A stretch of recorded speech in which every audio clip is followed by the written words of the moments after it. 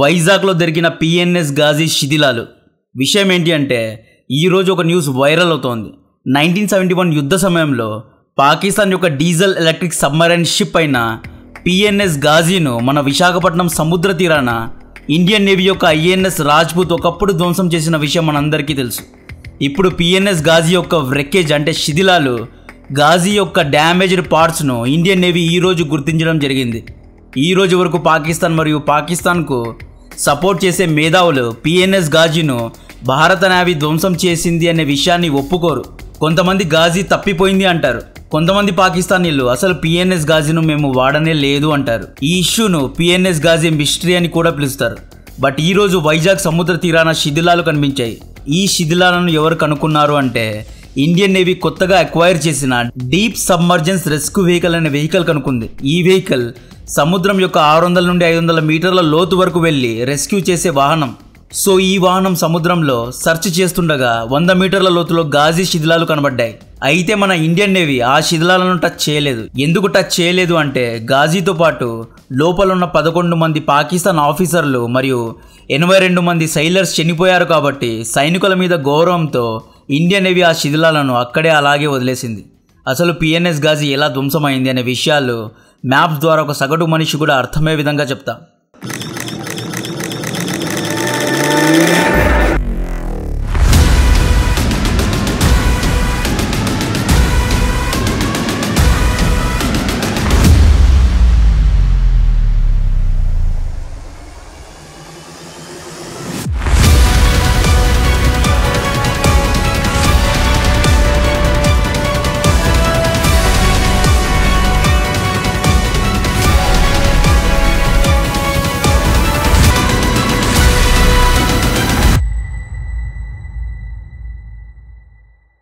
Open చేస్తే 3 December 1971 Bharat Pakistan పైన యుద్ధాన్ని ప్రకటించింది.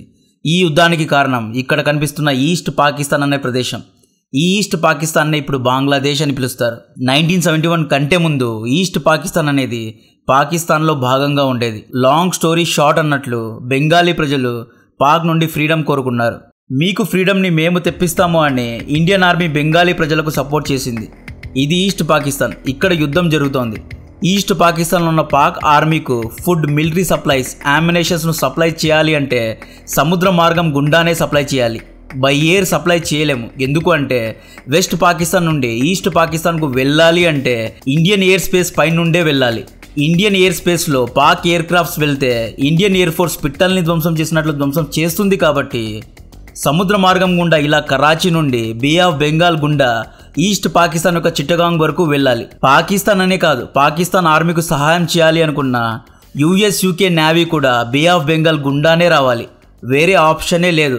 ఇండియన్ ఆర్మీ బే ఆఫ్ బెంగాల్లో అంటే ఈ ఏరియాలో 16,000 టన్నుల మన ఐఎన్ఎస్ విక్రాంత్ను కాపలాగా ఉంచింది. ఐఎన్ఎస్ విక్రాంత్లో 23 ఎయిర్ క్రాఫ్ట్స్ ఉన్నాయి. ఐఎన్ఎస్ విక్రాంత్ చిట్టగాంగ్ పోర్టుకు అడ్డంగా నిలబడిందండి. ఈస్ట్ పాకిస్తాన్ చేరుకోవాలి అంటే నన్ను దాటి వెళ్ళాలి అన్నట్లు ప్యాట్రోలింగ్ చేస్తోంది. ఐఎన్ఎస్ విక్రాంత్ పని బే ఆఫ్ బెంగాల్లో చొరబడే శత్రు నౌకల్ని ధ్వంసం చేయడం. సింపుల్గా చెప్పాలి అంటే 1971 యుద్ధంలో భారత్ విజయానికి కారణం మనకున్న లొకేషన్ అడ్వాంటేజే. పాకిస్తాన్కు అన్ని దారులు మూసుకుపోయాయి. ఈస్ట్ పాకిస్తాన్లో ఉన్న సైనికులకు వెపన్స్, ఫుడ్, ఆమ్యునేషన్ సప్లై చేయడానికి రూటే లేదు. ఐఎన్ఎస్ విక్రాంత్ను ధ్వంసం చేయడానికి పాకిస్తాన్ పిఎన్ఎస్ గాజీను పంపింది.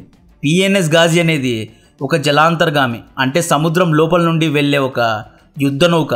గాజీకు ఇచ్చిన టాస్క్ ఐఎన్ఎస్ విక్రాంత్ను ధ్వంసం చేసి రావాలి అని. గాజీ అనేది పాకిస్తాన్ యొక్క మొట్టమొదటి సబ్మరైన్. పాకిస్తాన్ 1963లో అమెరికా నేవీ నుండి దీన్ని లీజ్కు తీసుకుంది. అమెరికా సెక్యూరిటీ ఫోర్స్ ప్రోగ్రామ్ అనే ఒక పథకంలో పాకిస్తాన్కు సహాయం చేయాలి అనే ఉద్దేశంతో తక్కువ రేట్లో దీన్ని లీజ్కు ఇచ్చారు. ఇక్కడ మనలలో కొంతమంది ఎప్పుడు అడుగుతూ ఉంటారు, ఎందుకు ఇండియా రష్యా నుండి ఆయిల్ను కొంటోంది, ఎందుకు ఇండియా యుఎస్కు సపోర్ట్ చేయడం లేదు అని. అటువంటి వారికి సమాధానం ఇది. ఆ కాలంలోనే సబ్మరైన్స్ను అమెరికా పాక్కు ఇచ్చింది. సబ్మరైన్స్ను ఎలా వాడాలో పాక్ ఆర్మీకు ట్రైనింగ్ కూడా ఇచ్చింది. ఈ గాజీను పాకిస్తాన్ 1965 యుద్ధంలో మనకు అగెయిన్స్ట్గా వాడింది. 1971లో కూడా వాడింది. అందుకే జయశంకర్ గారు ఎప్పుడూ అంటూ ఉంటారు రష్యాతో మనకు హిస్టారికల్ టైస్ ఉన్నాయి అని. క్లిష్ట సమయంలో అమెరికా మా శత్రువులకు సహాయం చేసింది అని అంటూ ఉంటారు. ఆయన ఎందుకు ఇలా అంటూ ఉంటారో ఇప్పుడు మీకు అర్థమైంది అనుకుంటున్నా. సో పాకిస్తాన్ ఆర్మీ ఏమని ప్లాన్ చేసింది అంటే ఐఎన్ఎస్ విక్రాంత్ ను ధ్వంసం చేసి నెక్స్ట్ వైజాగ్ లో ఉన్న ఇండియన్ నేవల్ బేస్ ను ధ్వంసం చేసి తర్వాత చిట్టగాంగ్ చేరుకోవాలి అనుకుంది. సో కమాండర్ ఖాన్ ఆధ్వర్యంలో 11 మంది ఆఫీసర్స్ 90 మంది క్రూ మెంబర్స్ కలిసి యుద్ధానికి బయలుదేరారు. 16 నవంబర్ 1971 రోజు గాజీ కరాచీ నుండి ముంబై సముద్ర తీరానికి చేరుకుంది. 28 నవంబర్ రోజు పిఎన్ఎస్ గాజీ శ్రీలంకకు చేరుకుంది. కమాండర్ ఖాన్ అనే వ్యక్తి గాజీ ఏ రోజు ఎక్కడ ఉంది అనే డీటెయిల్స్ ను పాకిస్తాన్ నేవల్ హెడ్ క్వార్టర్స్ కు నిరంతరం ఇస్తూనే ఉన్నాడు. 23 నవంబర్ రోజు గాజీ మెడ్రాస్ అంటే ఇప్పటి చెన్నై సముద్ర తీరం వరకు చేరుకుంది. మెరైన్ రాడార్ సహాయంతో ఐఎన్ఎస్ విక్రాంత్ యొక్క లొకేషన్ కోసం డిటెక్ట్ చేసింది. పిఎన్ఎస్ గాజీ పని చాలా సింపుల్. ఐఎన్ఎస్ విక్రాంత్ కోసం రాడార్తో డిటెక్ట్ చేయడం. విక్రాంత్ డిటెక్ట్ అయిన వెంటనే తమ దగ్గరున్న 28 MK-14 టార్పెడోస్తో ధ్వంసం చేయడం. ఇక్కడ టార్పెడోస్ అంటే మిజైల్స్ అన్నమాట. ఎయిర్లో మిజైల్స్ వాడతారు, సముద్రంలో టార్పెడోస్ వాడతారు అన్నమాట. లక్కీలీ ఆ రోజు గాజీకు విక్రాంత్ డిటెక్ట్ కాలేదు. ఆ సమయంలో ఐఎన్ఎస్ విక్రాంత్ ఇక్కడ అండమాన్ నికోబార్ ఐలాండ్ సముద్ర తీరం దగ్గర ఉండేది. యాక్చువల్లీ గాజీ 10 days లేట్గా వచ్చింది. గాజీ ముందే వచ్చి ఉంటే విక్రాంత్ను డిటెక్ట్ చేసి ఉండేది. అయితే పిఎన్ఎస్ గాజీ మెడ్రాస్ కోస్ట్ వరకు చేరుకుంది అన్న విషయాన్ని ఇండియన్ నేవీ డిటెక్ట్ చేసింది. ఐఎన్ఎస్ విక్రాంత్ కనబడకపోవడంతో కమాండర్ ఖాన్ అండ్ టీమ్ డెస్పరేట్గా ఏమని ప్లాన్ వేశారు అంటే మనం ఎలాగో విక్రాంత్ను డిటెక్ట్ చేయలేదు, అట్లీస్ట్ మైన్స్ను వేసి వెళ్దామని ప్లాన్ వేశారు. సముద్రం లోపల మైన్స్ ఎలా పనిచేస్తాయి అంటే ఈ మైన్స్లో ఎలక్ట్రానిక్ సెన్సార్స్ ఉంటాయి. ఈ సెన్సార్స్ ఏం చేస్తాయి అంటే ఇండియన్ వెజిల్స్ లేదా సబ్మరైన్స్ లేదా ఎయిర్ క్రాఫ్ట్ క్యారియర్స్ను తమ యొక్క బ్లాస్టింగ్ రాడార్లో డిటెక్ట్ చేసి తమ యొక్క బ్లాస్టింగ్ రాడార్లో ఈ షిప్స్ కనుక వస్తే బ్లాస్ట్ చేస్తాయి. ఖాన్ టీం డిసెంబర్ 2వ తేదీన విశాఖపట్నం ఇండియన్ నేవీ బేస్ పైన దాడి చేయాలి అనుకున్నారు. మొత్తం ప్లాన్ సెట్ అయింది. డిసెంబర్ 1 రోజు ఐఎన్ఎస్ రాజ్పుత్ రంగంలో దిగిందండి. ఐఎన్ఎస్ రాజ్పుత్ అనేది ఒక డెస్ట్రాయర్. ఈ ఫోటోలో ఐఎన్ఎస్ రాజ్పుత్ను మీరు చూడొచ్చు. ఐఎన్ఎస్ రాజ్పుత్లో గైడెడ్ మిజైల్స్ ఉంటాయి. ఈ మిజైల్స్ ద్వారా ఎనిమీ షిప్స్ను సబ్మరైన్స్ను ధ్వంసం చేయొచ్చు.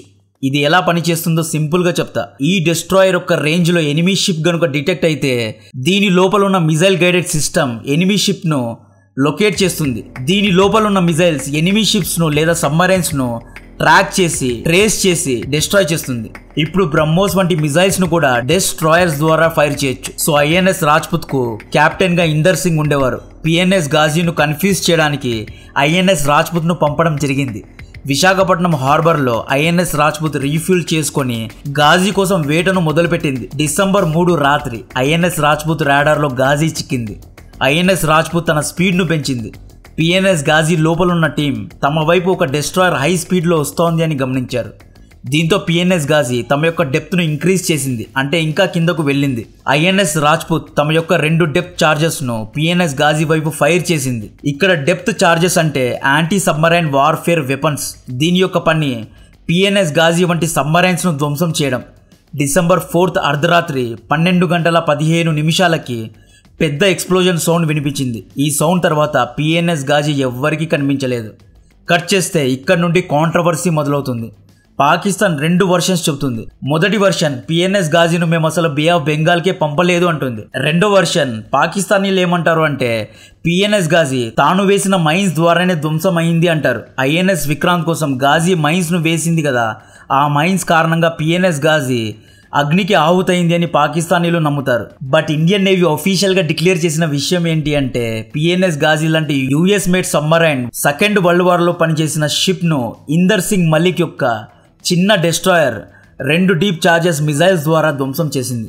ఈ ఆపరేషన్ ను సక్సెస్ఫుల్ గా లీడ్ చేసినందుకు ఇందర్ సింగ్ మలిక్ కు వీర చక్రం ఇచ్చి సత్కరించారు. పిఎన్ఎస్ గాజీ బ్లాస్ట్ అయిన తర్వాత మిలిటరీ డైవర్స్ గాజీను విశాఖపట్నం సముద్ర తీరం దగ్గర 99 అడుగుల లోతులో కనుక్కున్నారు.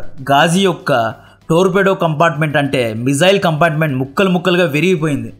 మిలిటరీ డైవర్స్ గాజీ షిప్లో ఉన్న వార్ లాక్స్ను కమ్యూనికేషన్స్ను స్వాధీనం చేసుకున్నారు. ఇందర్ సింగ్ లాంచ్ చేసిన ఆపరేషన్ ఒక సూసైడల్ మిషన్ లాంటిది అంటారు. ఒక యావరేజ్ డెస్ట్రాయర్ స్థాయి కంటే ఎక్కువ స్పీడ్లో రిస్క్ తీసుకొని ఐఎన్ఎస్ రాజ్పుత్ వెళ్ళింది అంటారు. ఒకవేళ పిఎన్ఎస్ గాజీ లే చేసిన మైన్స్కు రాజ్పుత్ డిటెక్ట్ అయి ఉంటే రాజ్పుత్ ధ్వంసమై ఉండేది అంటారు. సో పిఎన్ఎస్ గాజీ గురించి మీకు ఒక బ్రాడ్ ఐడియా వచ్చి ఉంటుంది అనుకుంటున్నా. కాంటెంట్ నచ్చితే వీడియోను లైక్ చేయండి, ఛానల్ను సబ్స్క్రైబ్ చేసి అందరికీ షేర్ చేయండి. ఉంటా. జై హింద్.